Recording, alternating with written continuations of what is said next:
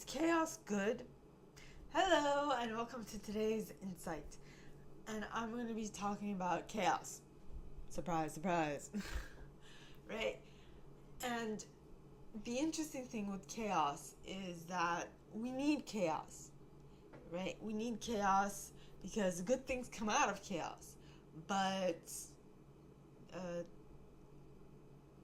yes, good things come out of chaos. What I've noticed is most people avoid chaos altogether. Except the thing with chaos, okay, is that it allows things to germinate. It's like saying you don't like the bad, but you love the good. But the thing is that for you to experience the good, you need to experience the bad as well. We live in a dual. How should I say this? We live in a world where there's light and there's dark, right? So the opposites. You need opposites to be able to know what you actually prefer. Sometimes you won't be able to know what you actually like without having experienced the opposite itself. And they are kind of like intertwined. They need each other to exist. Like the light can't exist without the dark, and the dark can't exist without the light. What am I trying to say? What I'm trying to say is when there's only light and there's only dark, you won't know the difference, right? That's the difference. There's one way of thinking, okay, that heaven, all right, one way of thinking is that heaven is only good, okay, and hell is only bad, and earth is the in-between. It's the heaven. So when they say heaven on earth, they mean this is actuality, the people who are more in alignment with the ability to deal with chaos, okay, in a constructive way, right? So the idea I want to bring forth today specifically is the idea of controlled chaos. And I think JT, one of my coaches, talked about this like not too long ago. Controlled chaos is what you need, because actually it's something that he said in his last book, The Business is War.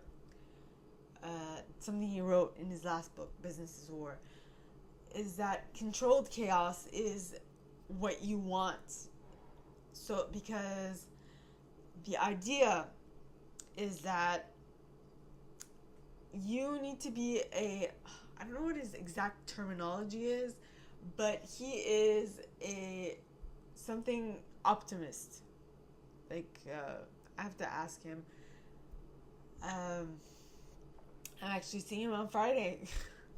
But other than that, the idea is you need to be like sure, know that without a shadow of a doubt that things will go wrong, but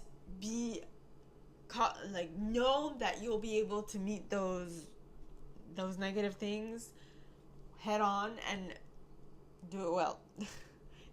Have things turn out well, because you are not going to let it go, and you're not going to stop until you get the job done, until you complete what you want to do. One thing I really like about JT is that he has an idea in his mind and he finds the way to make it happen, even if problems occur, even if situations turn awry. He finds ways to make them happen. He makes what he wants to occur.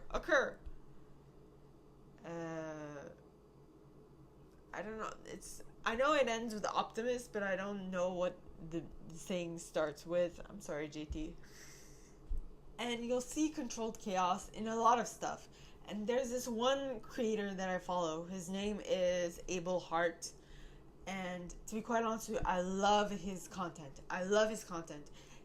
Now that is controlled chaos.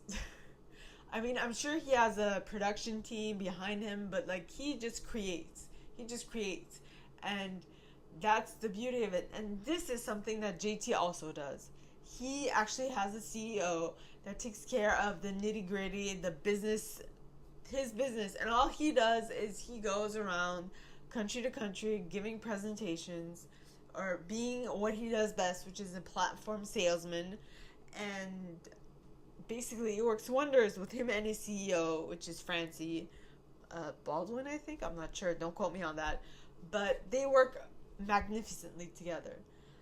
And that is how he controls his chaos, right? Because I'm pretty sure Francie has, like, let's just say JT had, like, okay, I'm just going to give you an example. JT gives promises that he does not know how it's going to be done, and then Francie just makes it happen. That's the beauty of his team, right? That's the thing with JT. JT knows that his team has his back. That's controlled chaos. That's his way of controlling the chaos around him, because he knows that his team has his back. He says stuff, which is the chaos, and then the team makes it happen. That is his controlled chaos. Now you need to find your controlled chaos, right? So my controlled chaos is that I know for a fact that things are going to go wrong. Things will go wrong. For example, I was hit by a car, but I'm still here. My controlled chaos is me knowing that whatever happens, I will be supported by God. I know that. I know that for a fact. I'm still here. And that's just my 2 cents. That's my perception. But I know that a lot of people don't necessarily have that same knowing because they haven't gone through something as traumatic as being hit by a car. But I can definitely tell you that you've gone through some form of trauma in your life that you can be like, oh, shit, Taylor's right. Okay, so I experienced this, and I was able to get out of it this way. And then you're like, oh, connection will be created in your mind. But there are multiple ways of viewing the same process of resolution that will happen for you, but it happened differently for me. And I connect that to God being like, Talara is my girl, right? Talara is going to speak of me because I have helped her. She is going to speak well of me, right? And yes, it is. I am speaking well of God.